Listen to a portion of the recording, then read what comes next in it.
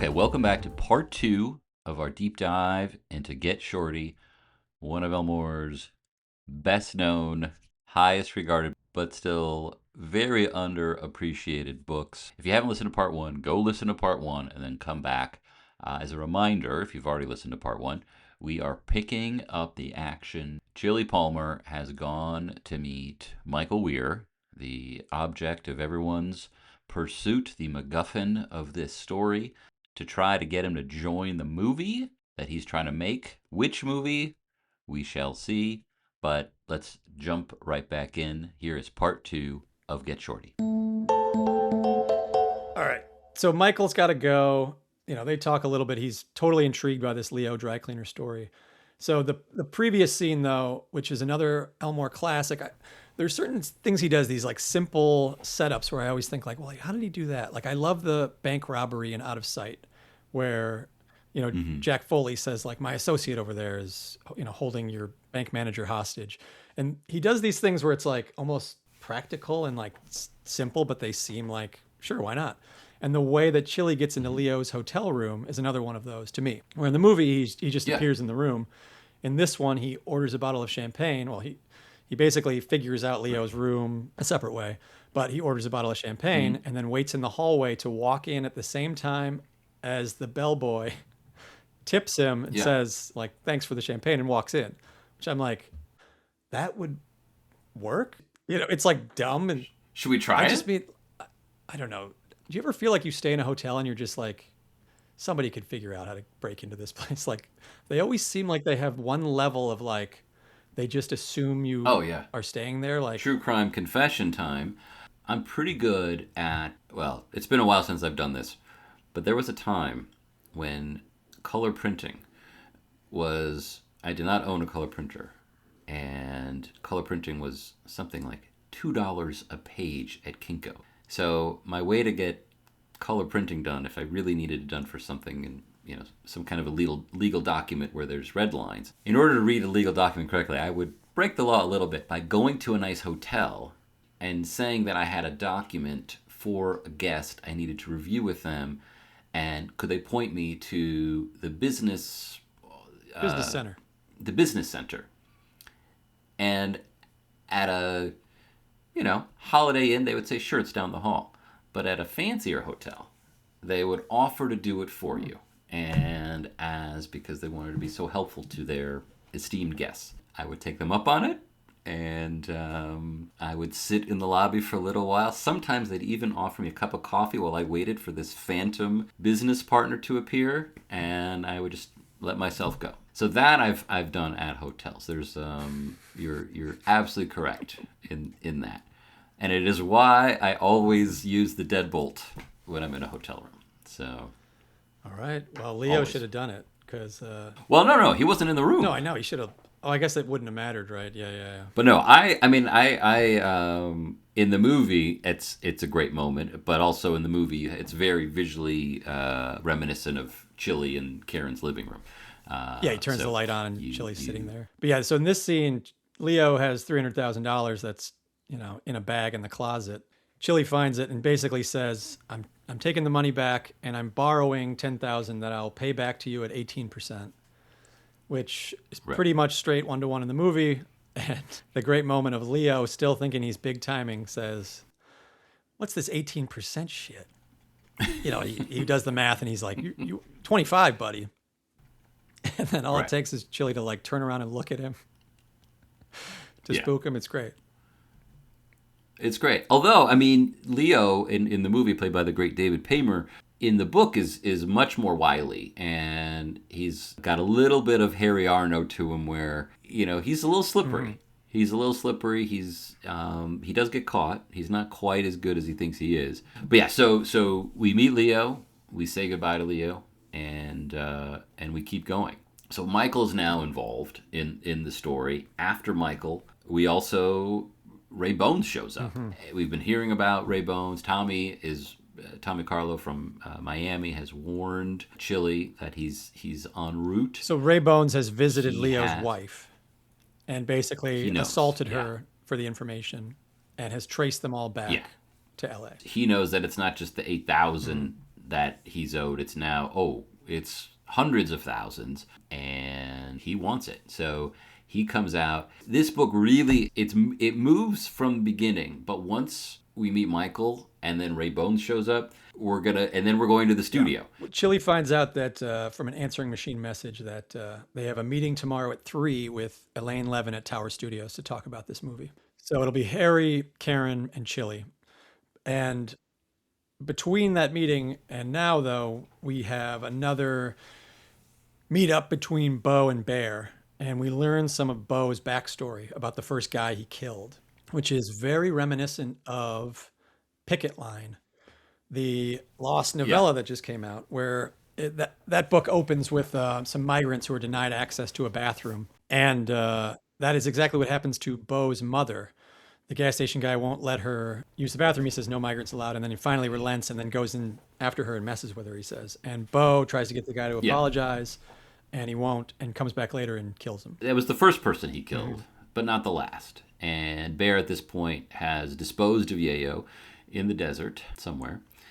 And you see Bo is starting to, if he can do that for a little bit of money, a little bit of cocaine, and there's this thing that he really loves, this Mr. Lovejoy script, why wouldn't he do it? And Bear is saying that he doesn't want to kill Chili. He's like, come on, that's enough of that. There's a funny moment too where Bo is thinking about Chili, and he says, "Yeah, he knows a lot about movies, but I know more."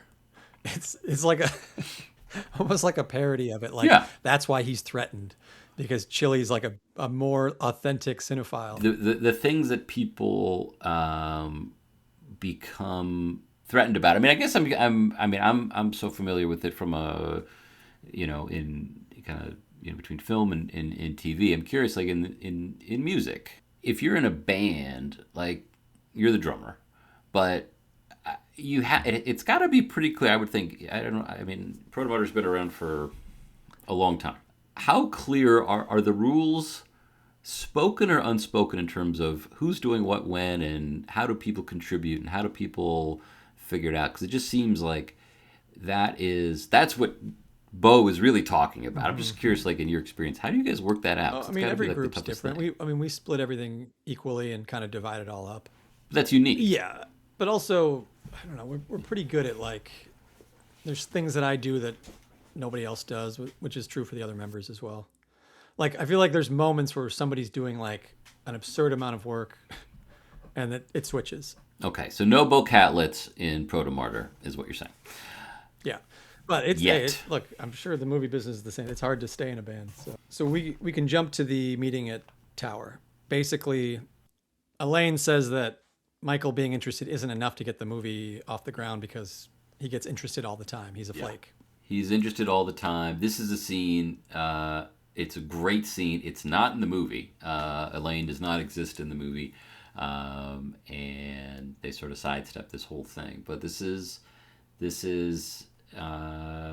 for Harry. I mean, this is Harry's dream. This is. I mean, it's you have a lot of different dreams going on. You've got Harry's dream, you've got Chili's dream, and Karen. Karen, who they've been talking a little bit about maybe playing, one of the supporting roles in it, but she's not interested in that. She would want to be involved in making the movie. Something about the way that she handles herself, and this is the same person.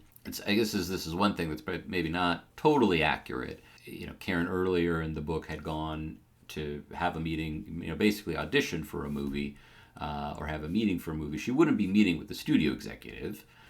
She'd be meeting with a casting director or the director or the writer or another actor, but she would not be meeting with the studio at this point, if ever. And so the fact that she met with Elaine and another studio executive who is no longer with the company Yes. by the time our team goes in. But important to the plot though is in this meeting, Elaine says to Harry, the script needs work. Why don't you hire one of these guys on this list? You pay them, what's the dollar amount? Like a few $100,000 to punch it up, and then 150 to 200, yeah. And Harry, there's something about it that seems true to life or something. And Harry says like, this is like this bullshit Hollywood stuff where they string you along and they put you in a high risk position that you can't afford, and then they say, well, it's up to you. Like I'm like, did this? I'm sure this kind of thing had happened to Elmore, right? Like or like a project stalled, and they Well, he say like, wrote, oh, unless you pay in all this money, like or you cut your yeah, yeah, feet. exactly. I mean, my understanding, correct me if I'm wrong, my understanding is that Elmore wasn't paid for any of the script work on La No, Brava. yeah. Well, Dustin Hoffman said you'll be paid retroactively, which H.N. Swanson laughed about. I don't think Dustin Hoffman was trying to take advantage of Elmore financially, but Elmore did get taken advantage Yeah. of. I think Dustin probably assumed that, well, of course, Later, after this came out in the movie, Dustin Hoffman, figured it out, and he said, "I'm Shorty." And when asked about it, Elmore's line is pretty funny. He said, "Does Dustin think he's the only short actor in Hollywood?" it's great. I mean, yeah, Because there's it something is about great. the Michael character, like it doesn't feel bitter though. Like I'm sure he No, was like so annoyed with Dustin Hoffman, but it doesn't really come off in the book. Like some of the behaviors are extreme, like Michael Weir ordering off menu some like bizarre omelet like that. but That's apparently a that's Dustin Hoffman thing. Like a lot of his that's a peculiarities are Dustin Hoffman, but like I don't reading the book, I don't feel like it was written with a bone to pick. I feel like it was interesting true life I do stuff. think Elmore takes a shot at him. We'll get to it at a certain point. But I will say the only note of bitterness or cynicism about the movie business that really hit me was just the fact that the writer is not ever in Hmm. in the story. That Murray is just like, who Yeah. cares? That's the only thing that sort of is like, there's a point of that. But we have so many great characters already. I don't, Well, I think we're and fine. just that these great plots that have been enticing everybody this whole book. By the end of Get Shorty, like it doesn't end with like the production of a movie or something. It's like it's endlessly changing, Yeah, and like there's something about that like the totality of this quest results in nothing. It's just forever workshopped. which is not so uncommon. But we have before. Let us get there. All right, so we have the meeting. Elaine asks Karen to stay behind to talk, which she wants to bring her in on a Yeah, kind of producer level or executive level. And Chili reveals that he has sent that $300,000 back to Leo's wife, Faye. So in the movie version, he doesn't do that. He's still got the money. But in the book version, yeah. it's a chip in his favor that he has some moral code. The money's not his, or he explains it to Harry that like Leo's too much of a liability, that the money isn't really clean. Like we can't really use it. It's more trouble than it's Yeah. worth. And speaking of money that's more trouble than it's worth, Bo, he wants to make this movie. He wants to be involved in this movie. Well, and Harry calls him. Yeah, Harry calls him after this meeting because now Harry thinks he's got to get a writer to rewrite Lovejoy.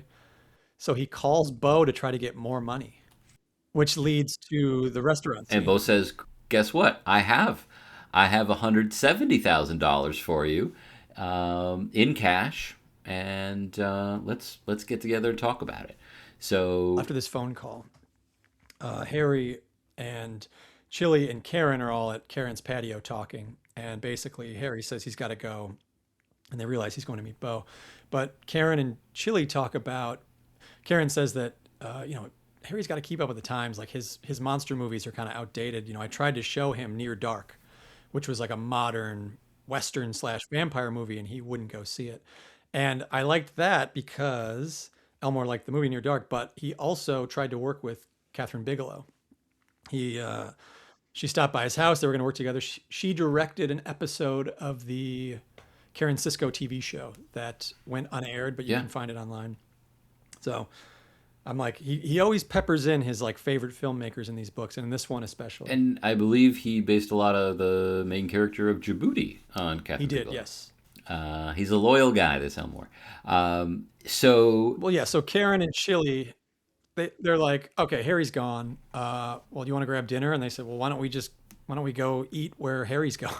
They yeah, basically follow after him. And as you're yeah, saying, yeah, Bo has this locker key that he's going to give Harry, and Harry's like kind of interested in it. he's desperate for it. Chili drops Karen off, and then when he gets in, Karen has joined Harry and Bo, but Bear is waiting for Chili. And they're at the second level of this restaurant. It's pretty similar in the movie version, except with Karen's Yeah, placement. And in the book, there's a reference to a Western where Chili said, basically Chili is stopped at the top of the stairs by Bear, you know, grabs him, throws him down the stairs, and Chili remarks in the book, oh, it was similar to a Western he'd seen, maybe a Clint Eastwood movie. And that is a reference to Joe Kidd, the Elmore Leonard written Western with Clint Eastwood, where the exact same scene happens, where Eastwood is walking up the stairs, a tough guy is blocking him, and he just grabs him and tosses him down the stairs immediately.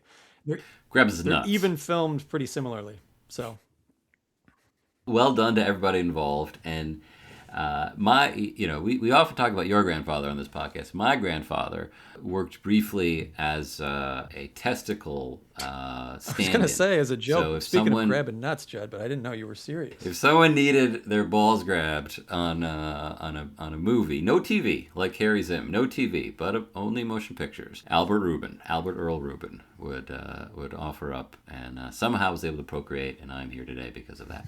So Chili, Bo, Harry, and Karen are and Bear all in this restaurant. Bear and Bo take off, but Harry is a little confused. He's drunk. Harry is very drunk most of the time. Explains that hey, Bo is a great partner. Bo is giving me all this cash. I don't have to pay it back. No interest when I can or do pay it back. Everything's fine. All you have to do is go down to the airport and pick up this cash for me at this locker, because you haven't done anything for me throughout this whole process. You've done nothing, which is very Harry. It's hilarious. Yes. It's a little sad. Well, he's kind of turning on Chili a little bit, which I mean, Totally. but also like Chili has forgotten about the debt collection. He's tried to help him. I don't know. It's Harry's being a little unreasonable. He's kind of a crybaby. 100% is, and Chili is the reason that Michael's interested. But Chili goes to the airport and does his little fake out with the locker and gets nabbed by the DEA, but he's like set up an alibi. And then, there's nothing. yeah, Yeah. it's pretty close to the movie version. And then Bear is waiting for him. He wants the key back. And Chili Exactly. basically like punches him in the solar plexus. And then they bro down where he's like, wait, how many movies you been in? Bear says, like, Yeah, tell me about some of these movies. One of the most ridiculous movies I ever worked on got shut down many times by the unions. Which movie? And I was working in a. Well, I'll tell you, Alex. The movie I met Charlie Matthau on, director of Freaky Deaky, among so many other major motion pictures, the movie I met him on was called Baby O. Never completed, never released. We did end up having to go to the federal building in Los Angeles where the FBI has an office to talk to the FBI, because a lot of the investors had not been taken care of and they complained. And the financiers were a little shady. And I believe at least one of them did time because of this movie or other things. They were playing games with the unions, and there were a couple times where the unions ultimately shut down production, completely. But during a work stoppage, we had a work stoppage on the day that we had Charles Durning working on the movie for one day. I didn't know if I had a job. I didn't know. I said, there's Charles Durning, one of our great actors, war hero and a great actor. The Sting, Tootsie, he's played good guys, bad guys, funny, mean, and I just hung out in his trailer and he told me stories. Most of them had nothing to do with the movie business, but it was just one of those moments where I'm sure, like, if you meet a musician you really respect who's been around forever, I'm sure, like, tell me what this was like. And so I love that moment with Chili and Bear, where he's like, all right, I know we've had 2 fist fights the last time we've seen each other, and you keep trying to kill me or hurt me. well, I think Chili is But genuinely impressed. oh, totally, Like they totally, play it yeah. up in the film Get Shorty, like with the touch of evil stuff, which is almost like a little sappy that he's just like loves his movies or something. But like the book version, like Sure. he is obsessed with movies as well. What's not to love? So Chili does not give the key back. He hangs on to the key. And it is in his pocket when he and returns to his hotel room. I think it's worth mentioning. Bear, I think we skimmed over it, but Bear not only broke into Harry's office and let Bo in, but he broke into Chili's hotel Yes. room and scoped it out, and without Chili really noticing. But this time, when Chili comes back to his hotel room, things do look different. And why? Because Ray Barboni And one aspect that I is waiting really for him. like for the Get Shorty movie is that they increased the Ray Barboni role, which Yeah. played by Dennis Farina. Unbelievably funny performance. He's great. Yeah. And I'd forgotten rereading. And I'd scary. forgotten that he only has a couple of scenes in the book. I mean, he's really funny in the Get Shorty book, but like they like doubled his scenes basically for the movie. And his famous line, "Fuck you, fuckball," is not in the book. So I got to give mad props to Scott Frank, because to me, Ray Sure. Barboni is "fuck you, fuckball." So to He's have to me one of the fantastic. iconic lines in that movie that's not written by Elmore Leonard, so Scott Frank, I salute you. It's great. In the movie, there's a fantastic scene in Harry's office where he shoots Ronnie, the limo driver, or Ronnie, the limo impresario, and then he's been in the middle of smacking around Harry, trying to get to Chili. And the scene is fantastic because Harry's trying to do all the things to Ray that Chili had told him to Yes, do, previously, that he had it's another ignored. movie only scene that is great. Really plays well. It's funny. Yeah, they shoot Ronnie, but then Ray uses Ray uses Harry's hand to fire one more shot into Ronnie, and later on they describe it as, yeah, he was shot 4 times in the chest and once in the foot, uh, And which then Gene Hackman's like in a neck brace and can't talk for the rest of the he's movie. in a neck brace, but everyone has read about him killing this guy, and so that someone's calling him Shooter at the Ivy, which is a famous. I don't know if it's still open, but it was a That was like famous the hot Hollywood scene restaurant. place. So in the movie, yeah, we have all that happening. In the book, we have just Ray Bones shows up to Chili's room, finds the key, and Chili says, Yeah, "That's all that's left of Leo's money. It's 170,000. You can have it. I don't care." and he knows, Chili knows that Ray's not going to make any trouble because this 170 is not money that Ray should be hanging on to. I mean, this should go to someone higher up on the Miami Mafia food chain, and so they're just keeping it between Hmm. them. And I like Ray how they takes haggle it. with Chili has that 10,000 left over, Right. and Chili technically owes him 8,000, but Ray's like kind of like lets him off the hook and says, "I'll just take two." There's, I Yeah. thought that was very funny. And Yeah. then No, it's great. that's the last character moment of Ray Barboni in the book. We see that Bear has watched like a newscast in the background somewhere that says that Bones gets picked up by the DEA, but he has no more lines in the book. He's out of it. Oh, and this is where Chili rats on him. The end of the chapter is Chili calls the DEA and says, "Hey, you should watch this locker. Somebody's going to come." Keep an eye on the locker, and he has a So plan he's the that if Fink. it comes back on him.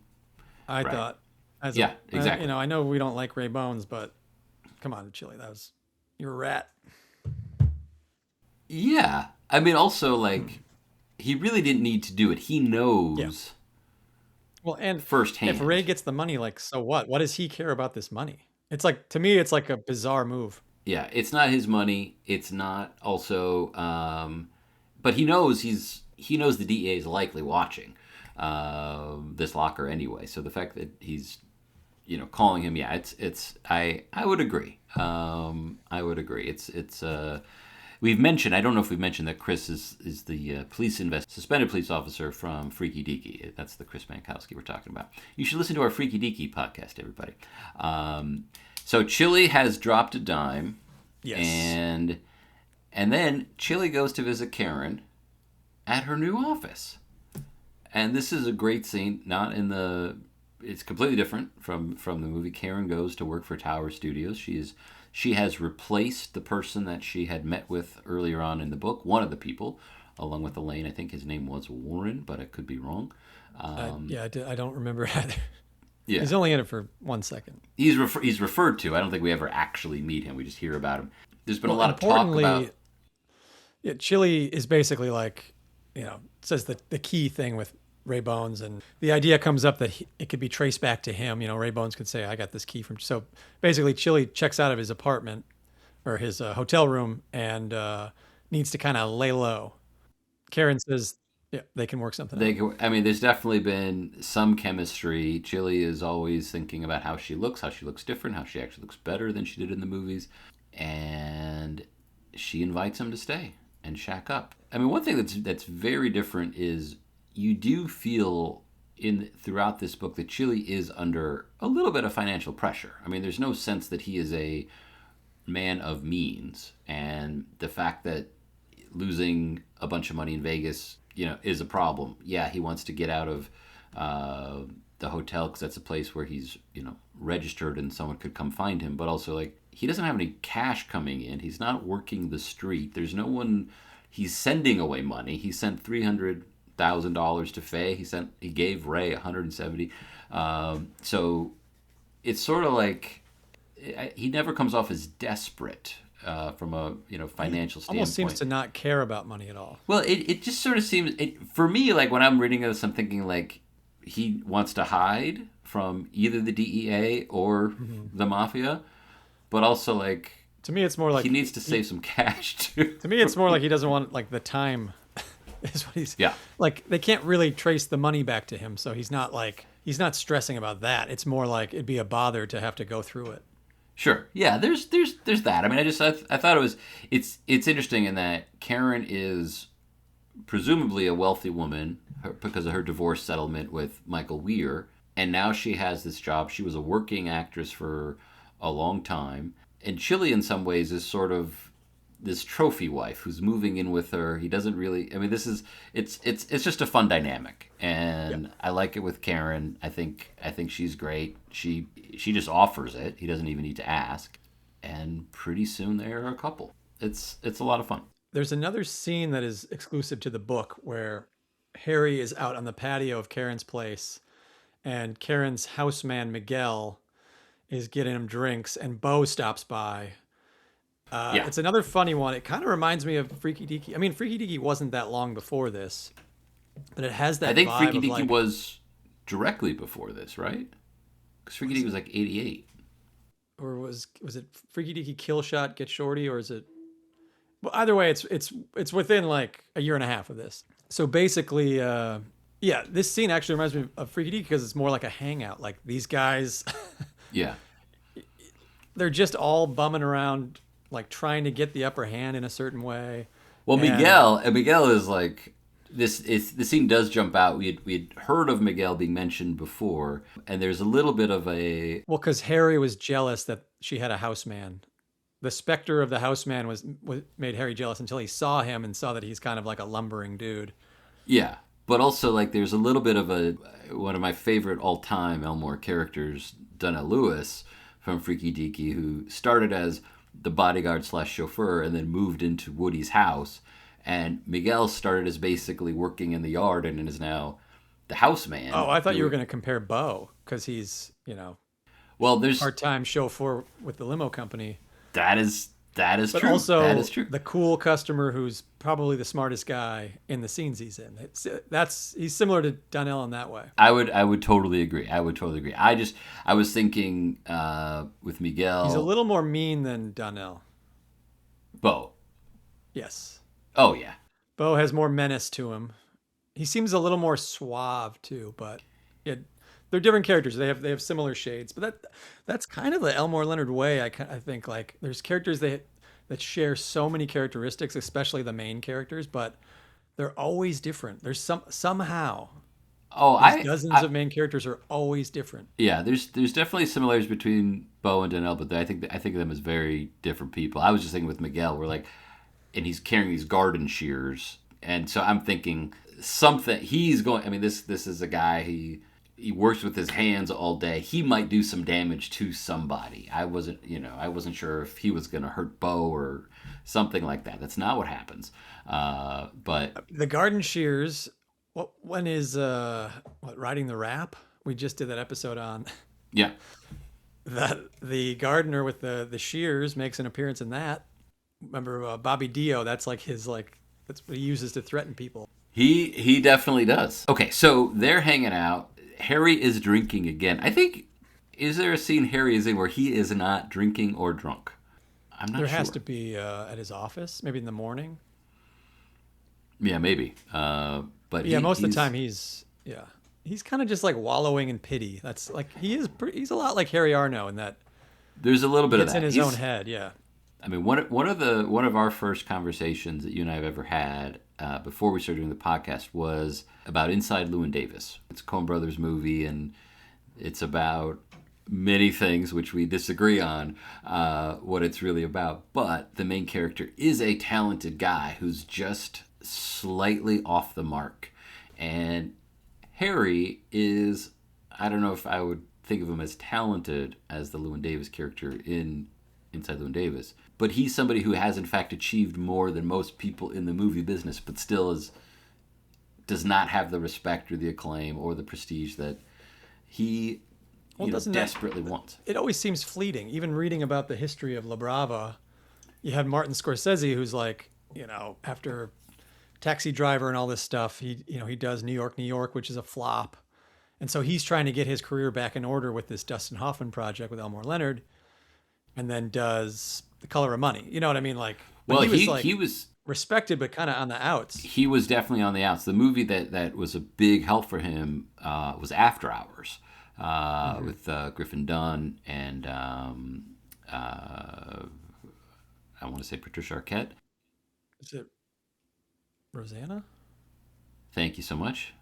I will, in fact, say Rosanna Arquette. I love that movie. That's a And great that's one. like that was a very low budget, tight, fast, dirty. Like, hey guys, I can deliver. And then yeah, and that kind of saved him. We hear about some of Harry's financial successes, which seem pretty Well, impressive. as you mentioned, he's a Corman-like guy, which I think the business model is you make movies for very little money so that Yeah, the potential profit is enormous. yeah. It's still. I mean, he has Although, certainly squandered everything he's made. they don't seem Uh, like great movies. I like Bo's line of I've seen better film on teeth. it is fantastic. We got Bo, we've got Harry, we've got Miguel. Miguel leaves and Chili arrives. And then this is all kind of to me to set up the scene at night. So when Bo is leaving, he notices that a suitcase is in the front hall that wasn't there when he arrived. So he figures out that Chili is going to stay there. He really wants to Yeah, get rid of Chili. He wants to murder him. So he comes up with this plan of, yeah, he'll visit them at night and take them out.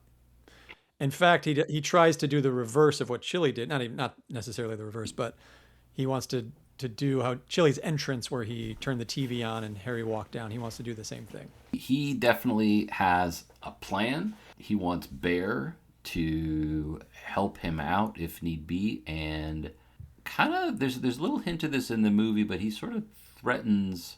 Basically, what he says to Bear, Bear's trying to quit. Bear doesn't want anything to do with this anymore. He wants out.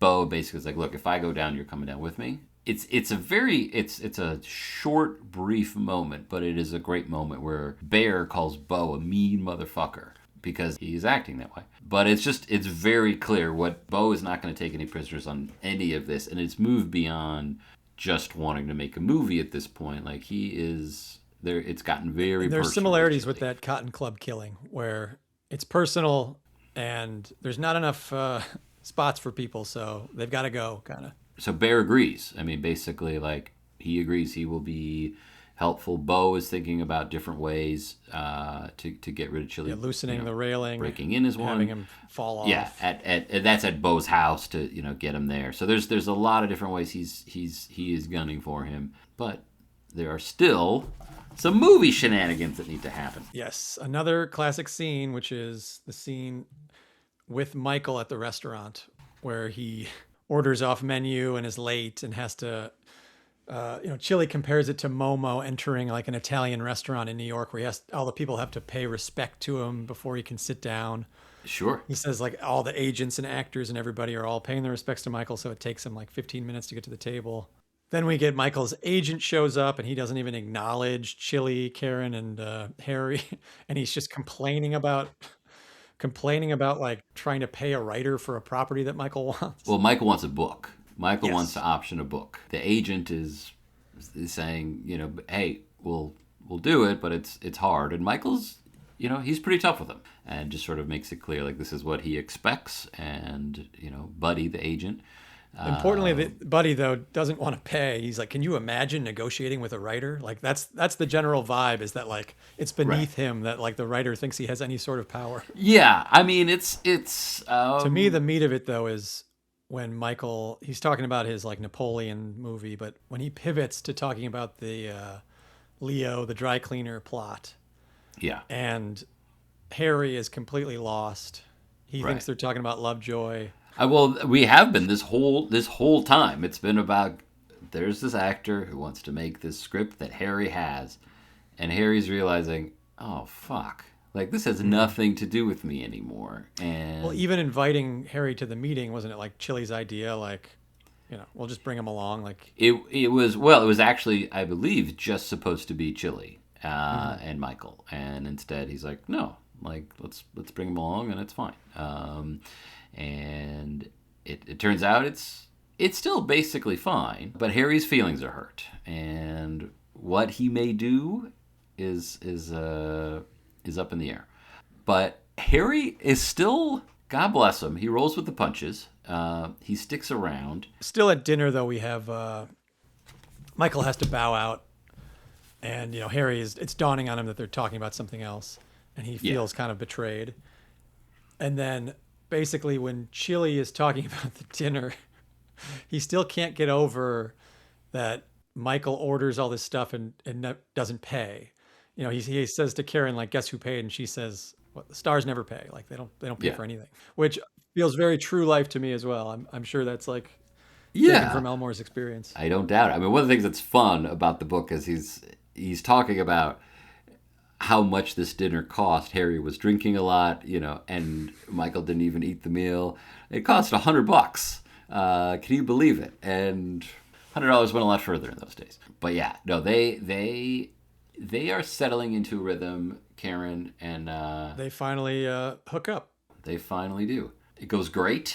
They are both proficient at the sexual activity, so they have a great time. They're chatting afterwards, and then they hear something. Chili, they hear a noise. They hear gunshots. Chili is not much. He's not much braver, if at all, than Harry in the similar situation. Well, he says, "Do you have a gun?" She says, "No." And without it, Yeah, he's like, "Okay, well, I'm useless." sure, but he's should still do something, and he And there's a resists. small detail that is important to me, is that Chili hears the movie Rio Bravo on TV, and from Bo's perspective, he thinks it's El Dorado.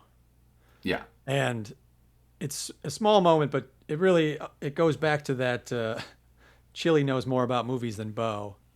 This is, to me, the book's like proving it, that they're both John Wayne movies, but like the fact that Chili, it's like right. a spiritual victory in the book's form that Chili Yeah, Chili won. He knows more yeah. about John movies. John Wayne is John Wayne, and then one's got Dean Martin, and the other has Robert uh, Mitchum. Robert Mitchum. Bo is waiting. He's got a movie playing with plenty of gunshots, so no one is going to really notice if there are some additional gunshots. But as Chili's going down the stairs, Bo's distracted.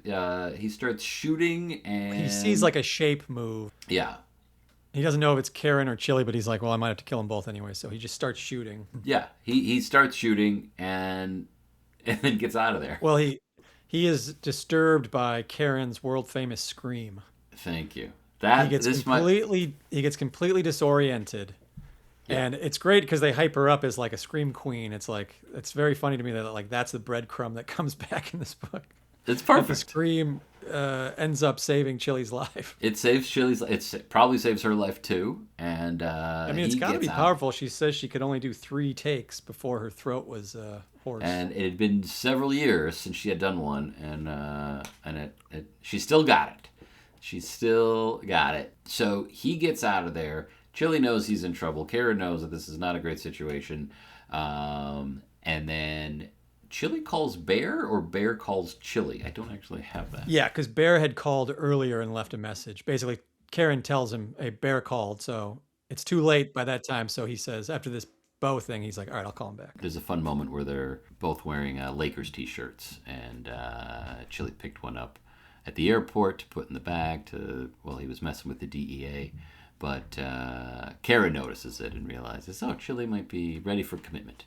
Chili and Bear have a conversation. We only hear a few words from Chili's side of it. He heads over to put an end to, to this whole conflict with Bo. There's something about the book where it actually feels, because Bo had been so careless about shooting the gun, where Chili's attitude seems to be way more conciliatory than I would have thought, while confronting this guy who had just shot at him and at his new girlfriend. And Chili's basically saying, like, look, I'm not going anywhere.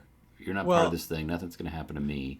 An important part, though, is that he's talked to Bear, and we're not privy really to the specifics of what they've talked about. So we're kind of figuring it out as Bo is. And it is Bear who has the idea of taking care of him out on the balcony, like Bo had actually suggested a while back.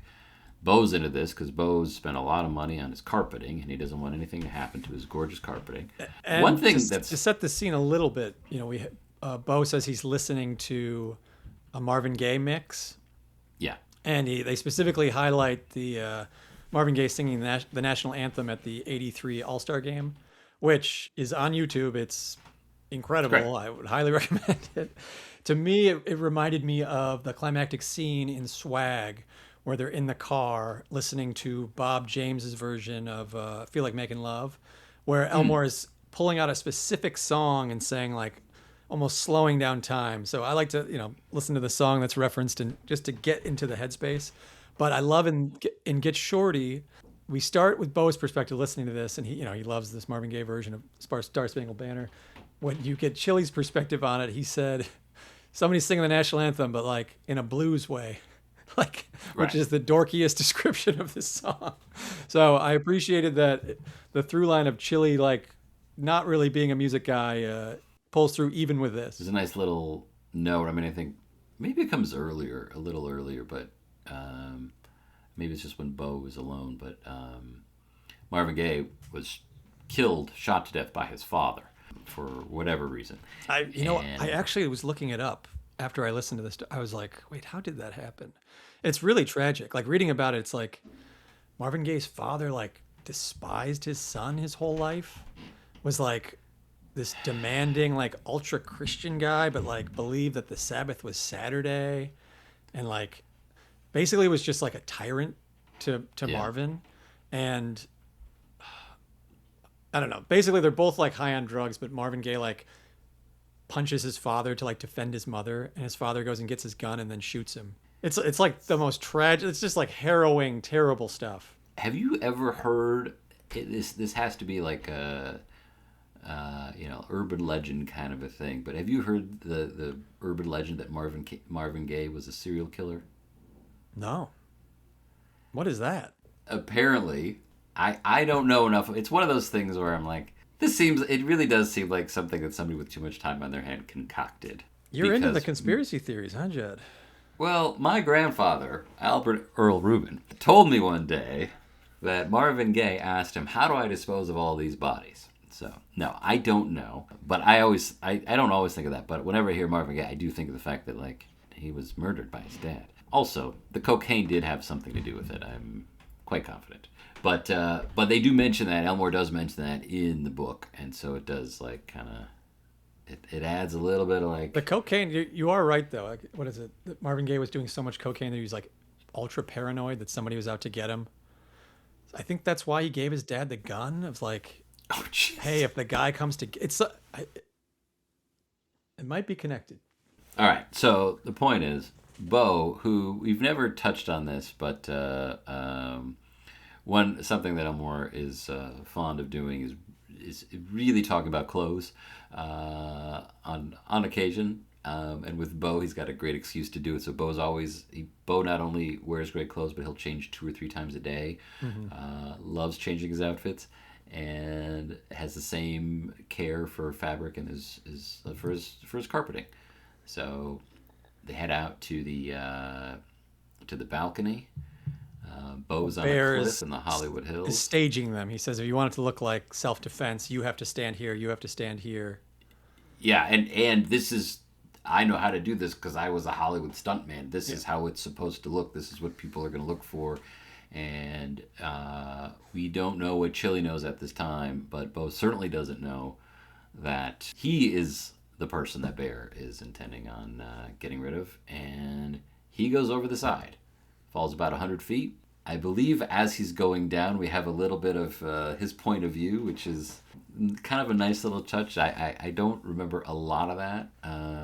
Actually, he's done that. I think he did Yeah, that there's a in couple Primeval, times. and Yeah. there's a couple times he's done that. Yeah, but Bo's out of the picture. Right But before this that is is not the most. they do talk about a little bit about that Cotton Club killing. They don't call it that, but they reference like specific details that are definitely that case.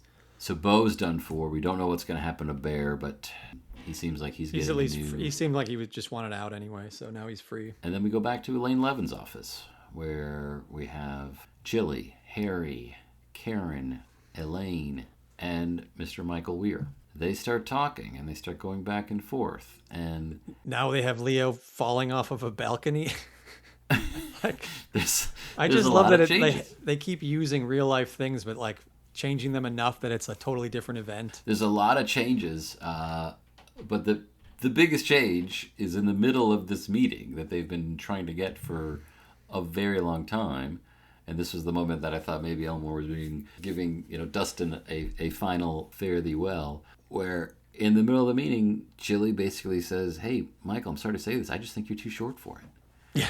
And like Harry and kills it in the middle. Yeah. But So you think that's the moment that's like, hey, Dustin Hoffman, you know what? You were I too do. short for La Brava anyway. I kind of do. Yeah. I mean, I see who it. knows? I thought I read the contemporary New York Times book review of Get Shorty. It was written by Nora Yeah. Ephron. It's a great review. One funny thing about it though is that she makes a point about that she doesn't she doesn't understand the book title. She doesn't know what it means. I don't understand how it's possible. God bless. I know. I don't know what to say about it. Yeah. It's like the that's very end of the hilarious. book. He's too short. Right. What is it? Yeah. They try to get Michael for this property the whole time. Like Get Shorty. It seems Yeah. very obvious. It seems pretty. It seems like it's there, Norm. But when we have you on the podcast, we can dig into it. I mean, she says she reads every Elmore Leonard book. She basically, it's the funniest part about her review is that she said, under no circumstances would she ever read a review of an Elmore Leonard book. Yeah. I kind of agree. I like to read reviews after I see something or read something. I get a kick out of that. But Harry is annoyed. Karen reassures him that, look, this guy was never going to do this movie. What she said the whole time. Yeah. She, The Karen's perspective and Elaine's perspective remind me of, in the Elmore biography, it published a letter that Elmore had written to his granddaughter Megan, my cousin. And one of the points he makes is Megan is moving to LA at this time, and he said to work on movies, and he says to her, "What I've realized is that the women are smarter than the men in Hollywood." He's like, "So good luck to you." he ain't lying. And I'm like, it's kind of borne out in this book. I'm like, Karen is among the wisest, and Elaine, for being like the executive person who's, that's usually like a caricature in these type of books, is like pretty straightforward. She's pretty great, and there's a comment about she really knows what she's talking about. Maybe she did or didn't sleep her way to the top, but she didn't need to. Does Harry say that? That's Harry. Yeah, Yeah, Harry which is like, yeah, we can't fully trust what he says. No. But he was saying that she slept with a lot of people. But the fact is, but Karen's saying, well, she didn't need to. Like they respect her as someone who really knows what she's talking about. I think one of the things that kind of came up in the conversation with Scott Frank was how the movie ends very famously. So they cut to the movie version of, I believe it's Get Leo. And Which, what could that mean? Harvey Keitel. What's that? What could that mean? What does that title mean? Get Leo? I'm joking, I'm doing a Nora Ephron here. Okay, jeez. Nailed it. Well, yeah. So yeah. Harvey so Keitel we have says the Scott Frank line, "Fuck you, fuckball." fuck you, fuckball, playing Ray Bones. Danny DeVito's playing Chili Palmer.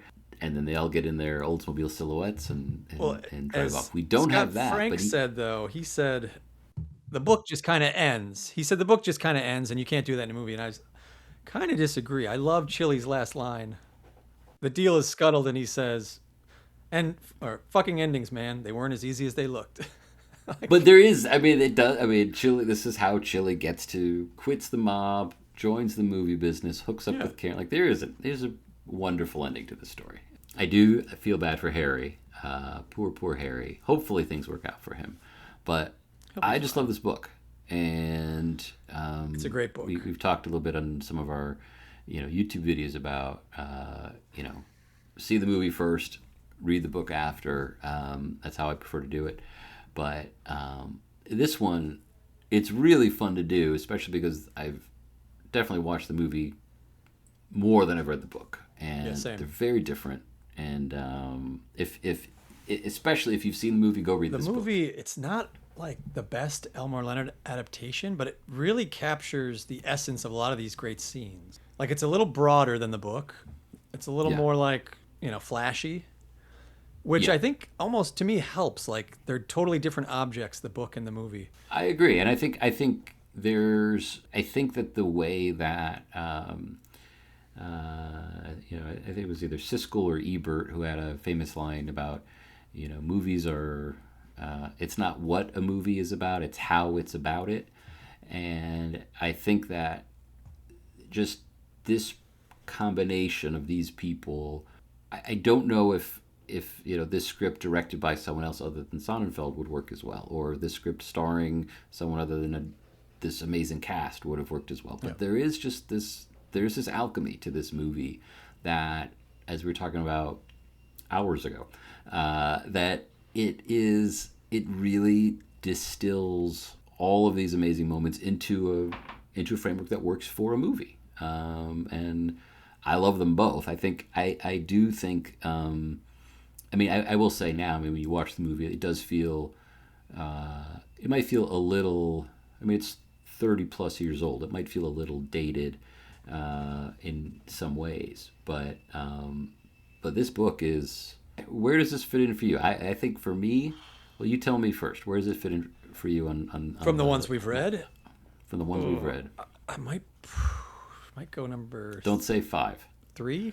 Okay, so you got Rum Punch Swag, and then Swag, Rum Punch, Get Shorty. yeah, I would. Maybe it's just because I had such a good time. I might need to go read those others, but at the moment, this may change. I would put this number two after Freaky Deaky for me. I mean, I really was like shocked how much I enjoyed reading Rum Punch this time. Get Shorty. No, I'm ranking it slightly below Rum Punch. This book's always fantastic. Rum Punch to me is like I always thought it was okay, and when we read it for that first episode, I was like, wait, is this one of the best things he's ever written? Like blew my mind reading it again. So I Yeah, didn't have that experience. I had the regular old Get Shorty's great, which I always knew, and I think I had that experience this time around. That you had in Rum Punch. wow, So it is great. I just think there's so much to it. I think it's an outrageous story, and yet there's a lot that's pulled from reality. it's no, it's very grounded. It is. There's moments that are insane, but it's not insane for these people, for these characters to be doing these things at this time. So no, it is fantastic. This has been great. Anything else we want to touch on before we? I've covered my favorite lines. I think. Oh, one more line that I have to say that I feel like they happen all the time where I'm laughing out loud at this, but when they're having their meeting with Elaine Levin, it's Harry, Karen, and Chili. Not the meeting at the end of the book, the one before that, and they're they're kind of talking around like making different movies and stuff, and then Elaine says, "Harry, what about romance among less than attractive people?" And Harry says, "Marty?" She says, "Beyond Marty." I think is the best ever. There's It's pretty that, great. and there's also the scene where Chili is watching Taxi Driver, and he keeps Yeah. thinking about the look that Karen gave him, and I find that so hilarious. Just watching this deranged movie, and like thinking about your crush. Watching Taxi Driver and thinking about your crush, one of the funniest things of all time. No, it is. It Like, is is it in the nonstop. scene? Is it in the scene where he takes her to the porno theater? Like, when is Chili thinking about her? And Harvey Keitel appeared in Taxi Driver as well as the adaptation of Get Shorty. So we have come full circle. This is great. I cannot wait to read this book again in a year. I'm going to read it again in a year. That's my goal. I'm gonna hold you. I'm gonna hold you to that, Judd. All right. But we will be doing a special podcast about the movie. We are doing our best to get some of the other folks who are part of this amazing movie, telling this great story, to join us and talk about it even more. So join us then. Until then, take it easy. And I'm waiting for Alex to tell me to go shut the fuck up. Or want to tell me to go. Judd, I'm a nice guy. I don't say that kind of stuff. The Elmore Leonard podcast is produced and edited by Judd Rubin. Music by Greg Ahee. Hosted by Judd Rubin and Alex Leonard. Executive produced by Peter Leonard. Copyright 2025, Elmore Leonard Inc. Please visit us at elmoreleonardofficial.com or send us an email at hello@theelmoreleonardpodcast.com.